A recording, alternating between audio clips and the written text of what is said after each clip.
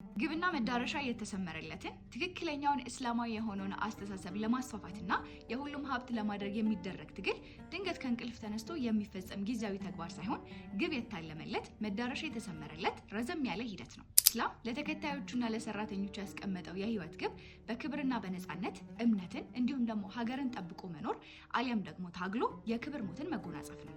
ታዲያ ይህንን የዲን የሀገርና የነፃነትን ህልም በማሳካት ሂደት ላይ አላህ መነሻም መዳረሻም ግባችን መልእክተኛው ሰለላሁ ዐለይሂ ወሰለም የህይወትና የዳዕዋ አርአያ እንዲሁም ደግሞ ተናፋቂያችን ቁርአን የቅን መንገድ መሪያችን ትግል የድል መንገዳችን እንዲሁም ደግሞ በአላህ መንገድ ላይ ኖሮ በአላህ መንገድ ላይ መሞት የዘወትር ፍላጎታችን ነው።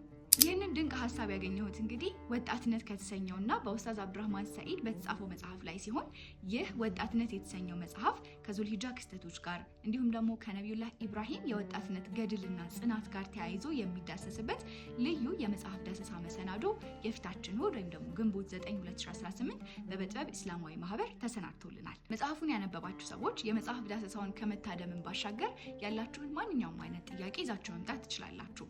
መጽሐፉን ያላነበባችሁ ሰዎች ደግሞ የበጥበብ እስላማዊ ማህበር ኦፊሻል የቴሌግራም ቻናል ላይ የመጽሐፉን ቅጂ ወይም ደግሞ ሶፍት ኮፒውን ስላስቀመጥን እዛ ላይ አግኝታችሁ ማንበብ ትችላላችሁ። አድራሻችን ቄራ ዲታሞ ህንፃ 3ኛ ፎቅ ላይ ሲሆን መጥሪያ ሰዓታችን ደግሞ ከጠዋቱ 2 ሰዓት ተኩል ላይ ነው። መቅረትም ማርፈድም ያስቆጫል። እሁድ እንገናኝ። ወሰላሙ አለይኩም ወራህመቱላሂ ወበረካቱ።